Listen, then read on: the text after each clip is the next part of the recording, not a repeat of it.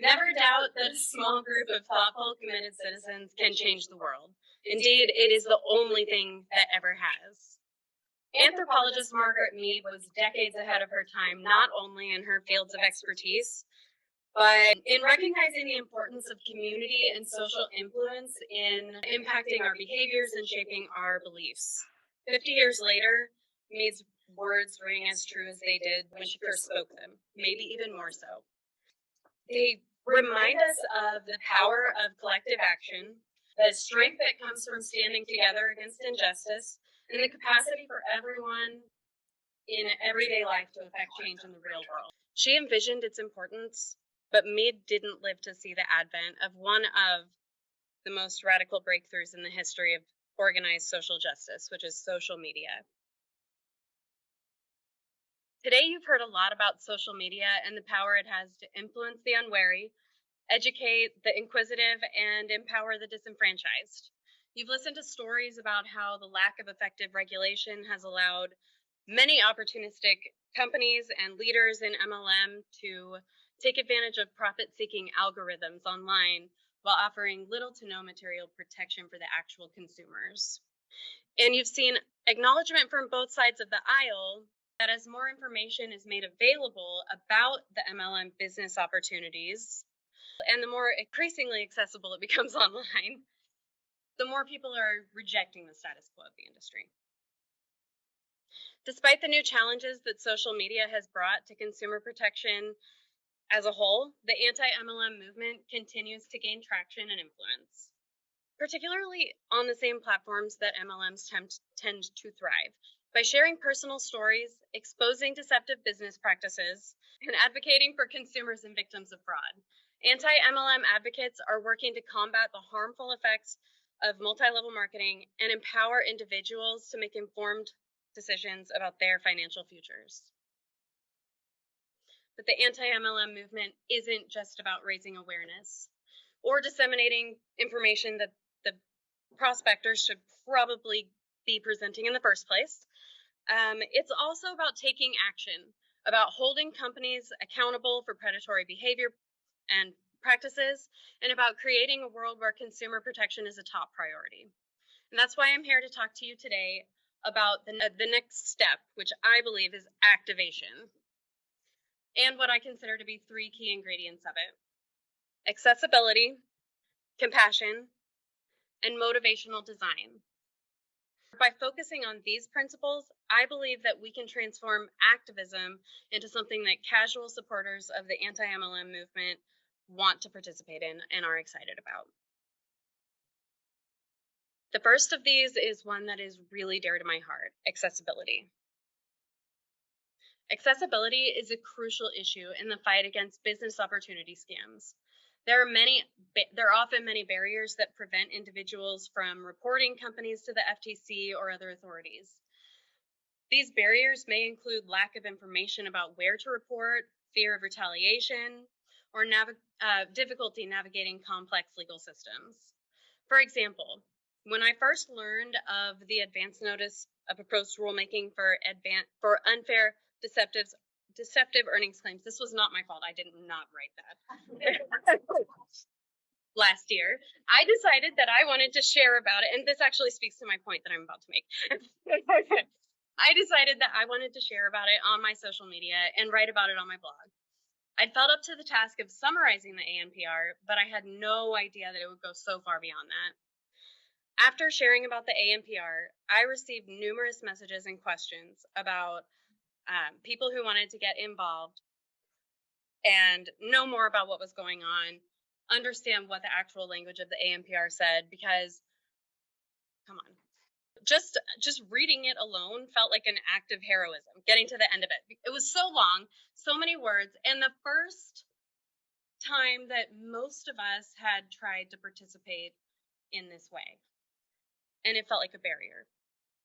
I heard from a lot of people that it felt overwhelming and pointless. To me, it became very clear that there was a need for a website that could provide casual anti-MLM consumers and supporters a one-stop shop for resources, specifically in regard to the ANPR. So together with a group of about 15 other volunteers, I built the site MLMchange.org. We were far from the only group of activists who compiled resources and worked to make the process easier, but I believe that the more people who get involved in activism, the better. The website we built included a simplified summary of the questions in the ANPR from Professor Keith, links to articles about the ANPR, and guides for writing public comments for the Federal Register just in general. Additionally, our working group incorporated interactive tools to help users determine which of the FTC's questions in their ANPR pertain to their experience. The site was translated into Spanish, Tagalog, and Chinese by generous volunteer activists. And many anti-MLM focused content creators came together in a huge way to collaborate on a TikTok-style public service announcement about the public comments period. It was really heartening to see how many people came together to make this information and activation as accessible as possible, regardless of language or any other barriers. And now I'm going to try to play a 90-second video that was sent to me for this specific topic from someone who's gone from a follower to activist to a friend of mine, and who really wanted to help me underline the importance of accessibility in any movement and how it motivated her into action in this one.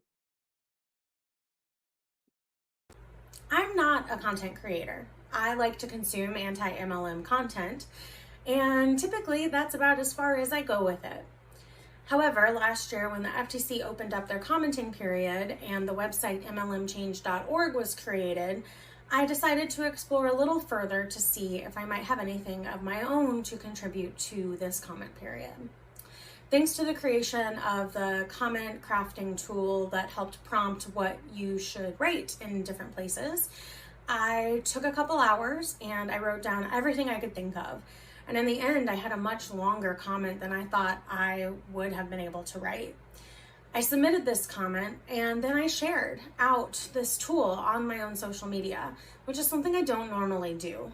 A few weeks ago, when Michelle announced the survey that she had launched on her platform and the purpose behind it, I got very excited. I filled out the survey as quickly as I could, and I have shared it on my social media multiple times. I think it's important that everyone's voice be heard, whether they're anti-MLM or not, in terms of the effects that this industry can have on people. And I am really looking forward to the continued work that these creators are doing to ensure that not only are consumers getting educated in the way that I have been the last few years, but also that consumers feel driven to action, because that is what is going to help change this industry and make it so that anti-MLM content is just no longer needed. The response to the website was overwhelming, but in a good way. We received messages from people who had never been involved in any kind of activism before, thanking us for creating a resource that made it easy for them to understand and engage with the ANPR. It was clear that we had tapped into a need for accessible information and resources, and that there was a hunger for more. The success of MLMchange.org inspired me to think more deeply about accessibility and the ways in which we can make it easier for people to get involved in activism. There are so many ways to make activism more accessible, from creating user-friendly guides to partnering with legal experts to provide free or low-cost legal services. The key is to identify the barriers that prevent people from getting involved in the first place and work to address them and resolve them. When we make activism more accessible, we open the door to a wider range of voices and perspectives. We create a more inclusive and effective movement, and one that can truly bring about change. So let's keep working together, breaking down barriers, and building a more accessible and equitable future for all. The second key ingredient of activation that I would like to talk about is compassion. Compassion is not just about feeling sympathy or empathy for those who have been harmed by MLMs, but about taking action to alleviate their suffering. It's about recognizing that MLMs are not just an economic issue, but a human one. and that the harm they cause extends far beyond financial loss. MLMs prey on vulnerable people, often targeting stay-at-home parents, military families, and those living in poverty.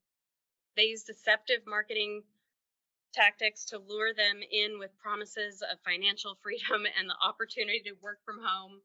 But in reality, we know that most participants end up losing money, damaging relationships, and experiencing stress and anxiety. As activists, we must approach this issue with compassion for those who have been harmed by MLMs. This means listening to their stories, amplifying their voices, and advocating for their rights. It means acknowledging the trauma they've experienced and working to create a world where MLMs are not allowed to prey on vulnerable people anymore. But compassion also means recognizing that the individuals who have been harmed by MLMs are not the only victims. MLMs harm entire communities by eroding trust and damaging relationships. They create a culture of greed and dishonesty where the pursuit of profit is valued above the well-being of others. As we work to combat MLMs, we must approach this issue with compassion for all of those who have been affected by them. This means holding companies accountable for their actions, but also working to change the broader cultural norms that enable MLMs to thrive. It means creating a world where honesty, transparency, and respect are valued above all else. Compassion is not just a feel-good sentiment, but a powerful force for change. It is what drives us to take action, to speak out against injustice, and to fight for a better world. So let us approach this fight with compassion, recognizing the human cost of MLMs, and working together to create a world where they are no longer a threat to people. The last component of activation that I'd like to talk about today is motivational design or gamification. According to Wikipedia, gamification is the strategic attempt to enhance systems, services, organizations, and activities by creating similar experiences and activities, or by creating similar experiences to those experienced when playing games in order to motivate and engage users. Of course, humans have been applying motivational design techniques to all kinds of things for probably as long as we've been around. But emerging technologies have really enabled motivational design to be applied to pretty much anything over the past 4 decades especially. Examples include everything from educational computer games like Oregon Trail and Where in the World is Carmen Sandiego? Anyone? And even goal tracking apps like Nike Running Club and MyFitnessPal are really good examples of gamification. MLMs have long understood the principles of motivational design, using gamification to turn selling products and recruiting downlines into a competition with rewards and prizes. In doing so, MLMs tap into people's natural desire for achievement and recognition. In a 2016 article called Gamification, What is it and how is it used in direct selling, writers for MLM.com put it this way: sticking with pure monetary rewards leaves a good deal of value on the table. In recent years, researchers have brought to the forefront the idea of using technology to create game-like reward systems as a superior way to increase desired behaviors. Do it that way you will. Of course, gamification isn't just a tool MLMs use, and in fact, it's not even just a tool necessarily used for profit. Many other companies, nonprofits, schools, and research organizations have seen the value of motivational design. Take, for example, a smartphone app that hit app stores in 2012 by the name of Pain Squad. Commissioned by a team of pediatric oncologists in Toronto, Pain Squad combined a cop-style role-play game, complete with weekly missions and achievements, with a pain diary for their young patients being treated for cancer. With the app, the young patients got to feel more like they were the hero of their own story and track the journey of their fight against pain in an engaging and familiar way. The result of this experiment were astonishing. Not only did it serve its intended purpose of motivating its users to keep more thorough records of their symptoms, which contributes greatly to their research overall and their own health and their treatment from their doctors. But many doctors actually observed that it caused their young patients to feel like they fought their fight against their pain with more of a feeling of purpose. There are many things that go into effective motivational design, and I won't take all of your time today, but I would like to quickly highlight 3 components that I feel are very both essential and translatable to the anti-MLM movement. Autonomy, here, referring to the sense of control that people have over their own actions and decisions. Mastery, referring to the sense of progress and improvement that people experience as they develop new skills and abilities. And purpose, referring to the sense of meaning and connection that people derive from being part of something larger than themselves. By applying these principles to our work in the anti-MLM movement, we can create a more compelling and rewarding experience for people who want to get involved in the fight for consumer protection. So how can we implement these motivational design techniques into our activism? I have some ideas, because of course I do. But what I would really, really love to see come out of this speech that I've given today is a more forward-thinking, collaborative movement. So I think we'll workshop it. The fight against MLMs is far from over, but we've made significant progress in recent years. By using the power of social media and other tools at our disposal, we've been able to raise awareness about the harmful effects of MLMs and to support those who have been affected by these companies. However, there is still much work to be done. We must continue to advocate for policy changes that would provide greater protections to consumers, and we must continue to support those who are looking to leave MLMs and rebuild their lives. By making our content and resources accessible to everyone, approaching the fight with compassion for those who have been hurt by MLMs, and by using motivational design principles to engage and empower individuals, we can continue to make progress toward a world where consumer protection is a top priority. As Margaret Mead said, never doubt that a small group of thoughtful, committed citizens can change the world. Indeed, it is the only thing that ever has. Let us continue to work together as a community to create a better world for all of us.